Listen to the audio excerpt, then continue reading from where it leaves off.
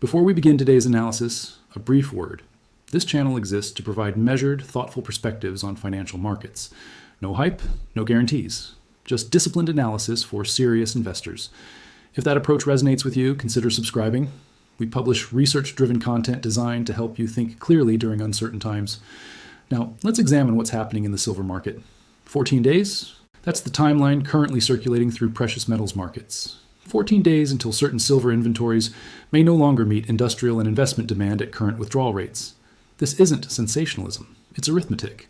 When you track the daily outflows from registered vaults, when you measure industrial consumption against available supply, when you observe the growing gap between paper contracts and physical delivery capacity, a timeline emerges. But before we discuss what this means for your portfolio, we need to understand what's actually happening. And more importantly, we need to separate signal from noise. Because in every supply shortage and every commodity squeeze, there are winners and losers. The difference often comes down to preparation, discipline, and the ability to think clearly when others are reacting emotionally. Today, we're going to walk through this situation step by step. We'll examine the supply dynamics. We'll look at demand drivers. We'll explore what history teaches us about these moments, and then we'll discuss what you should actually do about it. Let's start with a simple question. What changed? Silver has been traded for thousands of years. Supply and demand imbalances aren't new. So why does this particular moment matter? The answer lies in the convergence of multiple structural forces that rarely align simultaneously. First, industrial demand for silver has fundamentally shifted. This isn't your grandfather's silver market. Decades ago, silver's primary use was photography and silverware. Those markets have largely disappeared or shrunk dramatically. Today, silver is critical infrastructure for the energy transition. Every solar panel requires silver. Every electric vehicle contains significantly more silver than traditional vehicles. The global push toward renewable energy and electrification isn't a political talking point anymore. It's reflected in actual construction, actual manufacturing, actual commodity consumption. This creates what economists call inelastic demand. When silver is a critical input for solar panel efficiency, manufacturers can't simply substitute another material without redesigning entire production systems. They need silver at almost any price. Second, mining supply hasn't kept pace. New silver mines take 7 to 10 years from discovery to production. The industry has been underinvesting in exploration and development since the 2011-2015 bear market. When silver prices collapsed from $50 to $14, mining companies cut budgets. Projects were shelved, exploration stopped. Those decisions are now creating today's supply constraints. Third, the monetary backdrop has changed. Central banks globally have been diversifying reserves. While gold gets more attention, silver benefits from the same fundamental concern, currency debasement. When governments run sustained fiscal deficits, when money supply expands faster than economic growth, investors seek stores of value. Silver, with its dual role as both industrial metal and monetary asset, attracts flows from multiple directions. Fourth, and perhaps most importantly, the paper market structure has created fragility. For every ounce of physical silver, there are estimated to be anywhere from 100 to 250 ounces of paper claims through futures contracts, ETFs, and derivatives. This works fine when most holders don't request physical delivery, but when they do, the system reveals its true leverage. Now let's discuss these 14 days. Registered silver inventories at major exchanges represent metal available for immediate delivery against futures contracts. These inventories have been declining steadily for months. At current withdrawal rates, some analysts project certain vaults could see registered inventory approach critically low levels within 2 weeks. Does this mean silver disappears from the market? No. Does this mean futures contracts can't be settled? Not necessarily. Contracts can be rolled forward, cash settled, or sourced from other locations. But it does mean something important. The market is tightening. The buffer between supply and demand is shrinking. And when buffers shrink, volatility increases. Think of it like a reservoir during a drought. The water doesn't disappear overnight, but as levels drop, each additional inch matters more. Small changes create bigger impacts. This is where understanding market structure becomes critical. Silver trades in two parallel markets. There's the physical market where actual metal changes hands, and there's the paper market where contracts representing metal trade electronically. These markets usually stay connected through arbitrage. If paper prices diverge too far from physical prices, traders can profit by buying in one market and selling in another. This keeps prices aligned. But during extreme stress, this connection can break. We've seen this before. In March 2020, during peak pandemic uncertainty, premiums for physical silver coins reached $8 to $10 over spot price. The paper market said silver was $17. The physical market said you couldn't actually buy it for less than $25 to $27. That dislocation lasted weeks. During that period, the paper price was technically correct, but practically meaningless if you actually wanted metal. Let's examine who's buying silver and why. Industrial users represent roughly 60% of annual silver demand. This sector doesn't speculate. They're manufacturers who need silver for production. Their buying is consistent, price insensitive within reason, and forward-looking. When a solar company signs contracts to deliver panels 18 months from now, they must secure silver supply today. They can't wait to see if prices drop. Delivery deadlines are contractual obligations. This creates what market analysts call a bid with no ceiling. Within reasonable bounds, industrial users will pay what they must to secure supply. Investment demand operates differently. Individual investors buying coins and bars tend to buy more as prices rise. This seems counterintuitive, but it reflects behavioral reality. Higher prices create visibility, media coverage, and FOMO psychology. Institutional investors, by contrast, tend to be more disciplined. They're accumulating based on portfolio allocation models, diversification requirements, and long-term value assessments. Central banks and sovereign wealth funds operate on entirely different timeframes. When Mexico's central bank adds silver reserves, or when Chinese state entities accumulate metals, they're thinking in decades, not quarters. Then there's a newer category, the dedicated silver investor who understands the supply-demand fundamentals and is willing to be patient. These holders aren't trading. They're accumulating physical metal systematically, storing it securely and waiting for the market structure to eventually reflect physical reality. This last group is particularly important because they remove metal from the available supply pool for extended periods. Unlike ETF holders who might sell on price rallies, dedicated physical holders tend to be much stickier. History doesn't repeat, but it often rhymes. Let's look at previous supply squeezes in commodity markets to understand the patterns that tend to emerge. In 1979 to 1980, silver experienced perhaps the most famous squeeze in modern financial history. The Hunt brothers attempted to corner the market, driving prices from $6 to $50 in less than a year. What happened next? The market broke. Prices collapsed to $8. Margin requirements changed. Regulations shifted. The brothers went bankrupt. The lesson isn't that squeezes don't happen. They clearly do. The lesson is that artificial shortages created through financial engineering eventually resolve, and they often resolve violently. But the 1979 to 1980 event was fundamentally different from today's situation. That was driven by speculative accumulation without underlying industrial demand. Today's tightness reflects actual consumption outpacing production. A better comparison might be the rare earth elements market in 2010-2011. China, which controlled 97% of rare earth production, reduced export quotas. Prices for certain rare earths increased tenfold. Industries scrambled. Political tensions rose. What resolved the situation? Higher prices incentivized new production. Mines opened in Australia, the United States, and elsewhere. Companies found substitutes where possible, and ultimately, supply increased until the market rebalanced. This dynamic always plays out eventually. High prices cure high prices by incentivizing supply responses. The question for investors is, how long does that rebalancing take? And what's your strategy during the transition? Understanding market psychology is as important as understanding supply-demand fundamentals. Right now, silver investors fall into several distinct psychological camps. There are the true believers who've held silver through years of sideways price action. They've weathered ridicule, opportunity cost, and multiple false starts. Now, as their thesis potentially plays out, they face a different challenge, knowing when their conviction should shift from accumulation to preservation. There are the newcomers attracted by recent price movement and headlines. They're energized, optimistic, and often unaware of how brutal commodity markets can be during corrections. There are the skeptics who've watched precious metals fail to break out dozens of times over the past decade. They see every rally as another opportunity to fade the move, assuming it will fail like the others. And there are the professionals, the miners who need stable prices to plan operations, the industrial users worried about input costs, the market makers trying to manage risk in an increasingly volatile environment. Each group brings different incentives, different timeframes, and different emotional triggers. This matters because price movements in thinly traded markets aren't purely driven by fundamentals. They're driven by the collective behavior of participants with vastly different goals. When price rises sharply, stop losses trigger. Short positions get squeezed. Momentum algorithms start buying. Media coverage increases. Retail participation accelerates. This creates feedback loops that can push prices well beyond what fundamentals alone would suggest. The reverse is equally true. When prices fall sharply, leveraged longs get margin calls. Momentum shifts. Media goes quiet. Retail investors capitulate. Your job as a serious investor isn't to predict these psychological swings. It's to prepare for them and not let them dictate your decisions. We need to address silver's role as money, because it influences investor behavior even if it's not your primary investment thesis. For thousands of years, silver served as currency. While gold was the money of kings, silver was the money of everyday commerce. That monetary history creates psychological resonance. When people lose faith in paper currency, they don't buy copper or aluminum, they buy gold and silver. This isn't superstition. It's pattern recognition embedded across generations of human experience.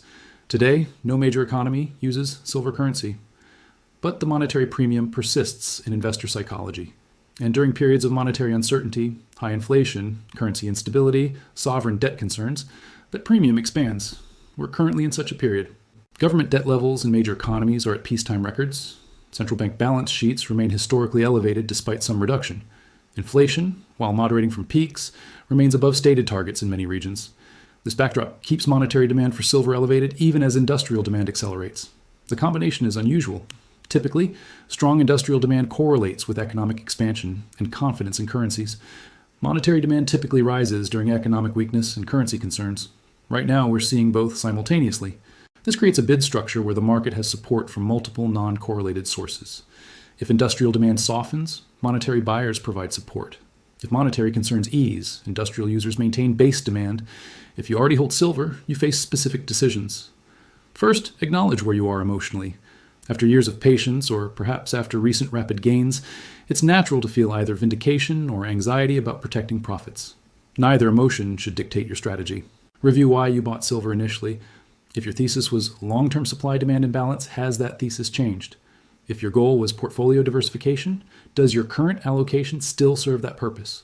If your position has grown to represent an uncomfortably large portion of your net worth due to price appreciation, consider taking partial profits. This isn't market timing.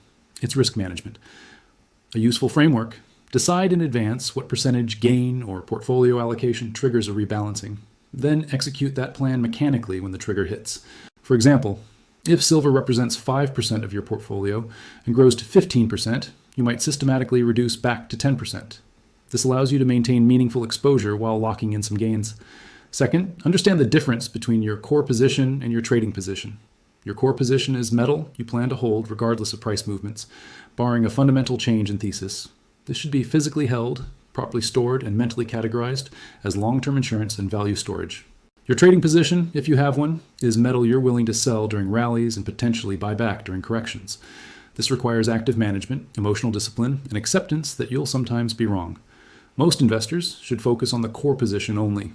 Trading commodities successfully is exceptionally difficult and often counterproductive after taxes and transaction costs. Third, resist the urge to leverage existing positions. When prices are rising, it's tempting to use holdings as collateral to buy more. This amplifies gains, but also amplifies risk dramatically. In volatile markets, leverage creates the possibility of forced liquidation at exactly the wrong time. If you believe in silver's long-term prospects, you don't need leverage. The underlying asset will compound your wealth if your thesis is correct. Leverage adds risk without necessarily improving long-term outcomes. Fourth, have a plan for different scenarios. What will you do if silver rises another 30% in the next 60 days? What if it falls 20%? What if it moves sideways for 2 years? Writing down your intended response to each scenario creates psychological preparation. When the scenario arrives, you execute the plan rather than making emotional decisions in real time. If you don't currently hold silver but are considering it, your situation requires different analysis. The first question isn't whether silver is a good investment, it's whether silver belongs in your portfolio at all. Silver is volatile. It produces no cash flow, it costs money to store. Its price can remain disconnected from fundamentals for years. And it can fall 50% or more during cyclical corrections. If those characteristics are incompatible with your risk tolerance or time horizon, then silver isn't appropriate regardless of the supply-demand situation. But if you've determined that some commodity exposure makes sense for diversification, and you can tolerate the volatility, then let's discuss entry strategy. First, abandon any notion of timing the perfect entry point. You won't catch the exact bottom. That's not the goal. The goal is to build a position at reasonable average prices over time without exposing yourself to catastrophic timing risk. This suggests a dollar-cost averaging approach. Decide your target allocation, then systematically buy that allocation over several months, regardless of price movements. If silver is at $30 and you want a $5,000 position, buy $1,000 worth now, another $1,000 in 2 weeks, and continue until you've reached your target. This approach has several advantages. It removes emotion from the entry decision. It gives you multiple price points, reducing the impact of any single purchase. And it forces you to keep buying if prices fall, which is when opportunities are often greatest. Second, be specific about what you're buying. Physical metal offers true ownership and removes counterparty risk, but involves storage and security considerations. ETFs provide liquidity and convenience, but introduce tracking error and trust structure risks. Mining stocks offer leverage to metal prices, but include company-specific and operational risks. Each approach serves different goals. Most investors focused on long-term value storage prefer physical metal for core positions. Third, use current volatility to your advantage, not disadvantage. When markets are calm, gradual accumulation is easy. When markets are volatile, emotional discipline becomes the determining factor. Volatile markets create both risk and opportunity. The risk is buying near temporary tops. The opportunity is that volatility often creates better long-term entry points than stable markets. If you're building a position systematically, volatility helps by providing a range of entry prices rather than forcing you to buy at a single elevated level. Fourth, size your position appropriately. A common framework suggests 3 to 10% of investment portfolio in precious metals total, with silver comprising a portion of that. This provides meaningful exposure if the thesis plays out while limiting downside if it doesn't. Whatever allocation you choose, it should be small enough that you can hold through significant drawdowns without panic selling.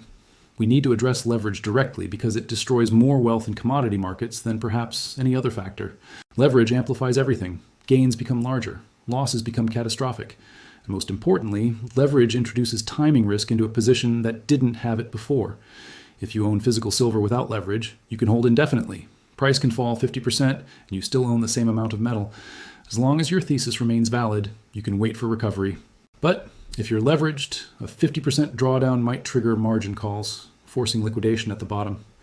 Your thesis could be completely correct, but poor timing and leverage combine to create total loss. The attraction of leverage is obvious. If silver rises 30% and you're leveraged 3 to 1, you potentially gain 90%. That's intoxicating. But here's what the leverage enthusiasts won't tell you. Commodity markets regularly experience drawdowns of 20 to 40%, even during long-term bull markets. In 2011, silver fell from $48 to $26 in 2 weeks, a 45% drawdown in 14 days. If you were leveraged 3 to 1, you were completely wiped out, even though silver later recovered and exceeded previous highs years later. Your risk of ruin with leverage isn't just possible, it's probable during volatile periods. If you can't resist the temptation to use leverage, at least follow these rules. Never leverage more than you can afford to lose completely. Not lose partially, lose all of it. Never leverage more than 2 to 1 under any circumstances. The additional risk beyond that isn't justified by potential returns. Always maintain cash reserves sufficient to meet margin calls through a 50% price decline. Have predetermined stop-loss levels and honor them without exception. Better yet, avoid leverage entirely. The additional stress, monitoring requirements, and catastrophic risk aren't worth the potential gains for long-term investors. Let's be explicit about the behavioral errors that destroy wealth during volatile periods. Buying because everyone's talking about silver, selling because price fell and you're scared. These emotional decisions consistently underperform systematic planned approaches. Solution: make decisions based on predetermined rules, not current emotions, allowing silver to become too large a portion of your portfolio, either through initial position sizing or price appreciation. Solution: set maximum allocation limits and rebalance when exceeded, using borrowed money, margin, or derivatives to amplify exposure beyond what you can afford to lose. Solution: only invest capital you can afford to have locked up or lost for extended periods, buying physical metal without proper storage plans, creating theft or loss risk. Solution: use professional vaulting, secure home storage solutions, or allocated storage programs. Making investment decisions based on social media posts, message boards, or prediction videos promising imminent price explosions. Solution: build investment thesis on verifiable supply-demand data and long-term trends. Failing to understand tax treatment of precious metals, which can significantly impact net returns.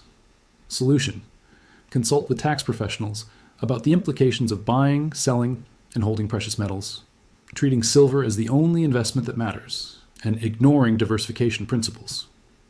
Solution: maintain balanced portfolio with multiple uncorrelated assets, holding underperforming assets indefinitely without reassessing whether capital would be better deployed elsewhere. Solution: regularly review all holdings and be willing to exit positions when thesis no longer holds, believing anyone who claims to know exactly when prices will move or to what level. Solution: accept that markets are probabilistic and not deterministic. Make decisions based on risk-reward rather than predicted outcomes, not having a strategy for what to do if silver appreciates significantly. Solution: Decide in advance at what prices or allocations you'll take partial profits. Silver doesn't trade in isolation. Understanding the broader market environment helps contextualize current dynamics. We're operating in a period of significant macroeconomic uncertainty. Interest rates, while down from recent peaks, remain elevated by historical standards. Equity markets have shown resilience but face valuation concerns. Geopolitical tensions persist across multiple regions. This backdrop creates an environment where investors are simultaneously seeking growth and protection. It's a challenging combination that often leads to volatility across asset classes. Commodity markets more broadly are showing signs of tightness. Energy markets remain structurally undersupplied relative to demand. Base metals face similar underinvestment issues as precious metals. Agricultural commodities show weather-related supply concerns. This suggests that silver's supply-demand imbalance isn't unique. It's part of a broader pattern of underinvestment in resource extraction across multiple sectors. Why does this matter? Because it increases the probability that silver's supply constraints are structural rather than temporary. Quick fixes are less likely when the problem is systemic underinvestment over many years. Currency markets also provide context. The US dollar, while still the global reserve currency, faces long-term questions about fiscal sustainability. Other major currencies face similar or worse situations. When all paper currencies are being debased simultaneously, hard assets attract attention by default. There's no competing currency to flee into, so investors turn to commodities and real assets. If current inventory drawdowns continue and no immediate supply response emerges, silver prices could rise significantly in the near term. In this scenario, late-stage buyers often overpay. Media coverage intensifies. Premiums on physical metal expand dramatically. And eventually, high prices incentivize enough supply response to rebalance the market. Time frame. This could play out over 6 to 18 months before peaking. Implication: if you're already positioned, have a plan for taking partial profits. If you're entering, expect extreme volatility. Perhaps current analysis is missing supply sources. Maybe industrial demand softens unexpectedly. Possibly, holders sell into rising prices more than anticipated. In this scenario, current tightness eases without major price dislocation. Silver continues trading in its recent range or even corrects as short-term speculation unwinds. Time frame. This could become apparent within weeks to months. Implication: this is why position sizing matters. If you're not overextended, you can wait through periods where your thesis seems wrong. Regulators could modify margin requirements, delivery mechanisms, or trading rules in response to market stress. Exchanges could alter contract specifications. These changes don't solve physical supply constraints, but can affect how prices behave in the interim. Time frame. Regulatory responses often occur during crisis periods. Implication: don't assume current market structure persists indefinitely. Physical holdings provide more certainty than paper contracts. Supply and demand reach equilibrium through a combination of modestly higher prices, incremental supply increases, and some demand destruction. No dramatic spike or crash, just ongoing tightness with elevated volatility. Time frame. This could persist for years. Implication: this scenario actually favors patient, systematic investors who aren't seeking quick profits. The point isn't to predict which scenario unfolds. It's to be mentally and financially prepared for any of them. Throughout this analysis, we've returned repeatedly to discipline. That's not accidental. In volatile markets, discipline is the primary determinant of long-term results. Technical analysis might help with timing. Fundamental analysis might identify opportunities. But discipline determines whether you actually capture the gains your analysis suggests are possible. Discipline means buying when you plan to buy, even if it's uncomfortable. It means selling partial positions when your rebalancing rules trigger, even if momentum suggests higher prices ahead. It means holding through volatility when your thesis remains intact, even when doubt creeps in. But most investors understand this intellectually. Few implement it consistently. Why? Because discipline requires advanced planning during calm periods to guide behavior during chaotic periods. You can't develop discipline in the moment. You can only implement discipline that was built previously.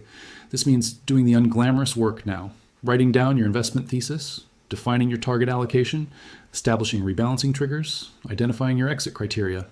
These preparations don't guarantee profits, but they dramatically increase the probability that you'll make rational decisions under stress. Let's be explicit about risk management because it's more important than potential returns. First principle: never invest money you can't afford to lose. This isn't cautious paranoia. It's recognition that any investment can decline significantly, and some investments can become worthless.